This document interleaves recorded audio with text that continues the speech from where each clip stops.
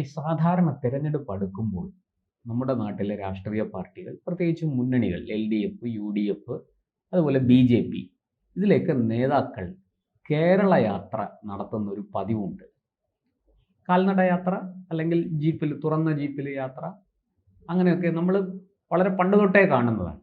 പക്ഷേ ഒരു സമുദായ സംഘടന അല്ലെങ്കിൽ അത്തരത്തിലുള്ള ഒരു സംഘടന, ഈ രാഷ്ട്രീയമില്ലാത്ത ഒരു സംഘടന അങ്ങനെ കേരള യാത്ര നടത്തുന്നത് വളരെ അപൂർവമാണ്. അങ്ങനെ സംഭവിച്ചിട്ടുണ്ട്. കാന്തപുരം അബൂബക്കർ മുസ്ലിയാർ പണ്ട് കേരള യാത്ര നടത്തി.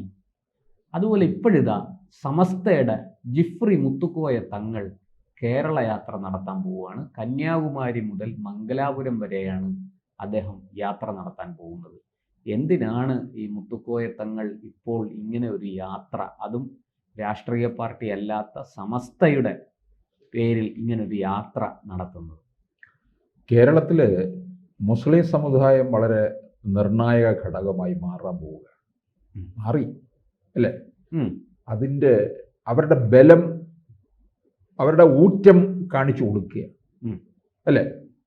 അപ്പോൾ ഇവരുടെ ഒരു ബാർഗെയിനിങ് പവർ അങ്ങ് മാറും, കൂടും. കാരണം ഇത്രയും ശക്തി ഉണ്ടല്ലോ. അതെ. തുടങ്ങുന്ന എവിടുന്ന? കന്യാകുമാരി, അവസാനിക്കുന്നത് മംഗലാപുരം. അപ്പൊ 3 സംസ്ഥാനങ്ങളാണല്ലേ?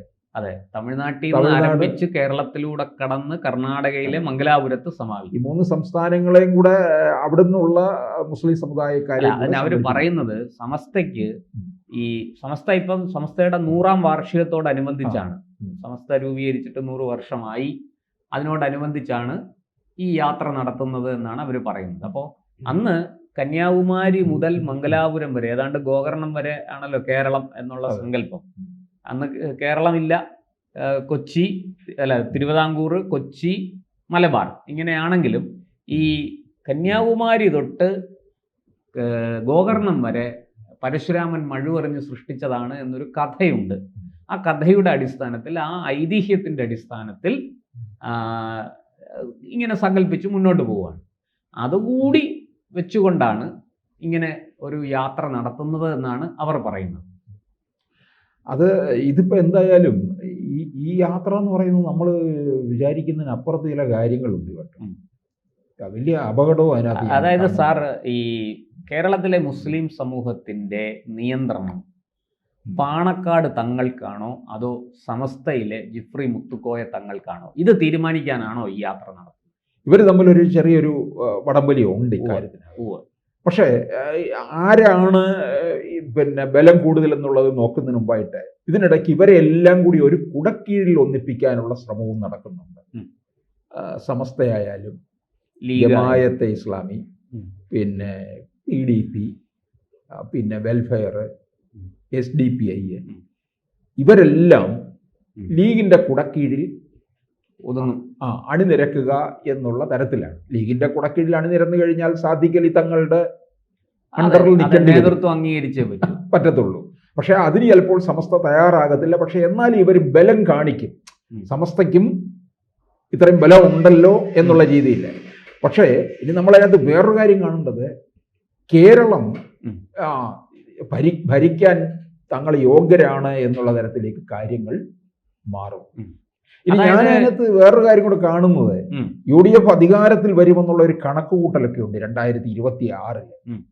അങ്ങനെയാണെന്നുണ്ടെങ്കിൽ ലീഗിന് വലിയ ആധിപത്യം കൂടും.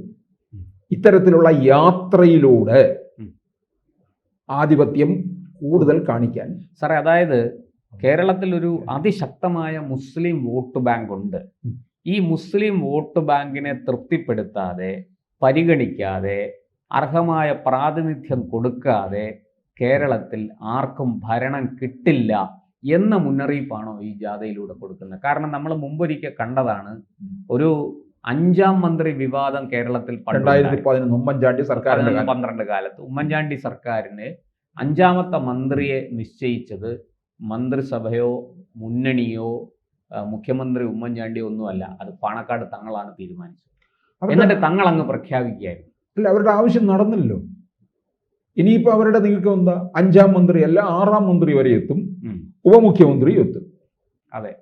പക്ഷെ സമീപ സമയത്ത് ഇവര് ഈ എല്ലാവരെയും കൂടെ ചെറിയ ചെറിയ കക്ഷികളെയൊക്കെ ഒന്നിപ്പിക്കുന്നതിന് വേണ്ടിയിട്ട് ചില വിട്ടുവീഴ്ചകൾക്കൊക്കെ തയ്യാറാകുന്നുണ്ട്. ഇവരുടെ ചില സീറ്റുകൾ, ലീഗിന്റെ ചില സീറ്റുകളൊക്കെ കോൺഗ്രസിന് കൊടുക്കുകയൊക്കെ ചെയ്യുന്നുണ്ട്. അതെന്തിനു വേണ്ടിയാണെന്ന് ചോദിച്ചാൽ എങ്ങനെയും 26-ൽ അധികാരത്തിൽ വരണം, അതിനു വേണ്ടിയാണ്. പിന്നെ വന്നു കഴിയുമ്പോൾ ഇവർ ഈ പറഞ്ഞതുപോലെ ഇവരായിരിക്കും ചില കാര്യങ്ങൾ തീരുമാനിക്കുന്നത്. ചില കാര്യങ്ങൾ എന്നല്ല, വെള്ളാപ്പള്ളി ഇടയ്ക്ക് പറഞ്ഞിട്ടുണ്ടല്ലോ, ഇവിടെ സർക്കാർ എന്ത് നടപ്പാക്കണമെന്ന് വിളിച്ച് തീരുമാനിക്കുന്നത് മലപ്പുറമാണ്. അവിടെ വിളിച്ച് ചോദിക്കും, അവിടുന്ന് നോ പറഞ്ഞാൽ അതങ്ങ് മാറ്റിവെക്കും. ഇതാണ് സ്ഥിതി. അപ്പൊ ഇതെന്തിനാണ് ഈ യാത്രയുടെ ലക്ഷ്യം എന്ന് പറയുന്നത്? ഇത് അപൂർവങ്ങളിൽ അപൂർവമായിട്ടുള്ള ഒരു യാത്രയാണ് ഇവര്, അല്ലേ? മുമ്പ് കാന്തപുരം നടത്തിയിട്ടുണ്ടെന്ന് പറയുന്നു. പക്ഷെ അതിനേക്കാൾ ബലം കാണിക്കുന്നതിന് വേണ്ടി ഇവരുടെ ബാർഗെയിനിങ് പവർ കൂട്ടും.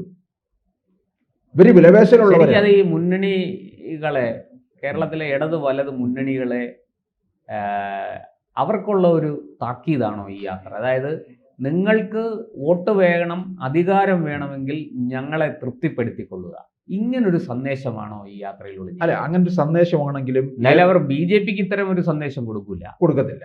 അല്ല, ഇവർക്ക് ഈ പിന്നെ ഏതെങ്കിലും ഒരു മുന്നണിയുടെ കൂടെ നിൽക്കാതെ കേരളം അങ്ങ് ഒറ്റയ്ക്കെടുത്ത് ഭരിക്കാനൊന്നും കഴിയത്തില്ല. അത് ശരിക്കും നമ്മൾ കേരള രാഷ്ട്രീയത്തെ തലനാഴിഴകേറി പരിശോധിച്ചാൽ മുന്നണികൾക്കെല്ലാം കൃത്യമായിട്ട് അത്തരത്തിലുള്ള ബന്ധങ്ങളുണ്ട്. NSSുമായിട്ടും SNDPയുമായിട്ടും അല്ല ക്രിസ്ത്യൻ സംഘടനകളുമായിട്ടും ഒക്കെ അത്തരം ബന്ധങ്ങളുണ്ട്. അവിടെ മുസ്ലിം ലീഗായിരുന്നു കുറേ നാൾ മുമ്പ് വരെ ഈ മുസ്ലിം രാഷ്ട്രീയം കൈയടക്കി വെച്ചിരുന്നത്. മുസ്ലിം ലീഗ് വഴിയാണ് മുസ്ലിങ്ങൾ അവരുടെ രാഷ്ട്രീയം പറഞ്ഞുകൊണ്ടിരുന്നതെങ്കിൽ ഇന്നത് മാറി മുസ്ലിം ലീഗിനേക്കാൾ കൂടുതൽ ആ വിഷയം കൈകാര്യം ചെയ്യാൻ സമസ്ത പോലെയുള്ള പുരോഹിത സംഘടനകൾ രംഗത്ത് വന്നിരിക്കുന്നു എന്നല്ലേ നമ്മൾ മനസ്സിലാക്കി? എനിക്ക് തോന്നുന്നു ഇതിനു വേണ്ടി സമസ്തയൊക്കെ ഇറക്കുന്നതായിരിക്കും, അല്ലേ? വോട്ട് ബാങ്കിന്റെ നില കൂട്ടിക്കാണിക്കുന്നതിനൊക്കെ വേണ്ടി ലീഗ് നേരിട്ട് ബാർഗെയിനിങ്ങിലേക്ക് വരാതെ പിന്നാമ്പുറത്ത് നിന്നുകൊണ്ട് ചെയ്യുന്ന ഒരു കാര്യമാണോ എന്ന് സംശയിക്കേണ്ടിയിരിക്കുന്നു. ഇനി ഇതുപോലെ എല്ലാവരും വരും. ഇപ്പൊ PDP ഞാൻ ചോദിച്ചോട്ടെ, പിണറായി വിജയനോടൊപ്പം അബ്ദുൾ അബ്ദുൽ നാസർ മദനി ഇപ്പൊ ജയിലിൽ കിടക്കുന്നു. അതെ, കർണാടകയിൽ ജാമ്യത്തിലാണ്, ഇപ്പോൾ ചികിത്സയിലാണ്. ഒരേ വേദി പങ്കിട്ടവരല്ലേ? അതെ, 2009 പൊന്നാനി ലോക്സഭാ മണ്ഡലത്തിലെ ഉപതെരഞ്ഞെടുപ്പ് പ്രചാരണാർത്ഥം അന്ന് അവിടെ മത്സരിച്ചത് ഹുസൈൻ രണ്ടത്താണിയാണ്. ഹുസൈൻ രണ്ടത്താണിയുടെ തെരഞ്ഞെടുപ്പ് പ്രചാരണത്തിന് അവിടെ എത്തിയ അബ്ദുൽ നാസർ മദനിയെ സ്വീകരിച്ചതും എഴുന്നേറ്റ് നിന്ന് സ്വീകരിച്ചത്, VSനെ കണ്ടിട്ട് എഴുന്നേൽക്കാത്ത പിണറായി വിജയൻ മദനിയെ എഴുന്നേറ്റ് ചെന്ന് സ്വീകരിക്കുകയായിരുന്നു. ഇവിടെയും ഒരു യാത്രയുടെ തുടക്കം ഇവിടെ നിന്ന് കുറിക്കുകയും ചെയ്തു. പൂന്തറയിൽ നിന്നെങ്ങാണ്ടോ ആയിരുന്നു, എനിക്ക് ഒരു ഓർമ്മയുണ്ടത്. അന്ന് പിന്നെ നടൻ മുരളിയൊക്കെ ആ വേദിയിലിരുന്നു. നമ്മളെ ഞെട്ടിപ്പിച്ച ചെറിയ യാത്രകൾ ഇങ്ങനെ നടക്കാറുണ്ട്. ഇപ്പം NSS ശക്തി പ്രകടനം നടത്താറുണ്ട്, SNDP അതുപോലെ നടത്താറുണ്ട്. അത് എവിടെയാണോ അവരുടെ സമ്മേളനം നടക്കുന്നത് ആ ജില്ലയിൽ ആ നഗരത്തിലായിരിക്കും, ആ പ്രദേശത്ത് അവർ വിവിധ ഭാഗങ്ങളിൽ നിന്ന് വന്ന അവരുടെ പ്രവർത്തകരും യൂണിറ്റുകളും എല്ലാം കൂടെ ചേർന്ന് കരയോഗങ്ങൾ, ശാഖകൾ ഒക്കെയാണ്, അത് ചേർന്നിട്ട് അവർ പ്രകടനമായിട്ട് സമ്മേളന സ്ഥലത്തേക്ക് പോകും. പക്ഷേ ഒരു സമുദായ സംഘടന ഇത്തരത്തിൽ കന്യാകുമാരിയിൽ നിന്നും മംഗലാപുരം വരെ തങ്ങളുടെ 100ാം വാർഷികം ആഘോഷിക്കുന്നതിൻ്റെ ഭാഗമായിട്ട് ഒരു യാത്ര നടത്തുന്നത് നമ്മളിത് ആദ്യമായിട്ടാണ് കാണുന്നത്. മുമ്പ് RSS അങ്ങനൊരു യാത്ര നടത്തും, ബേക്കലൻ കോട്ട മുതൽ നമ്മുടെ ഈ തിരുവനന്തപുരം വരെ, അനന്തപുരി ശ്രീപത്മനാഭസ്വാമി ക്ഷേത്രം വരെ. അന്ന് അവർ പറഞ്ഞത് ഈ 2004 തെരഞ്ഞെടുപ്പിന് ശേഷം BJP അധികാരത്തിൽ നിന്ന് പുറത്തുപോയി കഴിഞ്ഞ് 2006 അവർ ആ യാത്ര നടത്തുന്നത്. രാഷ്ട്രരക്ഷായാത്ര എന്നാണ് അവരതിന് പേരിട്ടത്. അത് ഗണവേഷധാരികളായ RSS പ്രവർത്തകർ ഈ അവരുടെ ഘോഷൊക്കെ വായിച്ചുകൊണ്ട്, ഈ ബാൻഡും ഇതുമെല്ലാം വായിച്ചുകൊണ്ട് അവർ മാർച്ച് ചെയ്ത് ബേക്കലൻ കോട്ട മുതൽ ഇതുവരെ മാർച്ച് ചെയ്താണ് അവർ വന്നത്. അത് അങ്ങനൊരു യാത്ര നമ്മൾ കണ്ടിട്ടുണ്ട്. പക്ഷേ ഇത്തരത്തിലൊരു സമുദായ സംഘടനയുടെ, ഒരു പുരോഹിത സംഘടനയുടെ യാത്ര ആദ്യമായിട്ടാണ് കേരളം കാണാൻ പോകുന്നു. അതും മറ്റ് 2 സംസ്ഥാനങ്ങളെ കൂടെ കൂട്ടുപിടിച്ചു. അതിന്റെ രണ്ടിന്റെയും രണ്ടറ്റം ഇത് പരശുറാം എക്സ്പ്രസിന്റെ യാത്ര പോലെയാണ്. അത് കന്യാകുമാരിയിൽ നിന്ന് ആരംഭിച്ച് മംഗലാപുരം വരെ പോകും. അപ്പൊ 3 സംസ്ഥാനങ്ങളെ തമ്മിൽ ബന്ധിപ്പിക്കുന്നുണ്ട് എന്നുള്ള രീതിയിൽ. അപ്പം ഇത് ഇവർക്കൊക്കെ ഉള്ളതെന്ന് പറഞ്ഞാല് അപ്പം ഓൾ ഇന്ത്യ എന്നുള്ള തരത്തിൽ, അഖിലേന്ത്യാ തലത്തിൽ നടത്തുന്ന ഒരു യാത്ര എന്ന് വേണേലും അങ്ങ് പറയാം. കേരളം വിട്ട് നാഗർകോവിൽ വരെ അങ്ങ് കൊടുത്തു കഴിഞ്ഞാലും അത്തരത്തിൽ അങ്ങ് എടുക്കും. അപ്പൊ എന്തായാലും ഇതിനകത്ത് വലിയ അപകടം മണക്കുന്നുണ്ട് എന്നുള്ളതാണ്. അല്ല, അതൊരു വോട്ട് ബാങ്ക് വിലപേശൽ ആണ് എന്ന് പൊതുവെ വിലയിരുത്തപ്പെടുന്നുണ്ട്. അതുകൊണ്ടാണല്ലോ തെരഞ്ഞെടുപ്പ് കാലത്തിലേക്ക് കടക്കുകയാണ്. അപ്പോൾ അങ്ങനെ നമുക്ക് കൂട്ടി വായിക്കാൻ പറ്റുകയുള്ളൂ.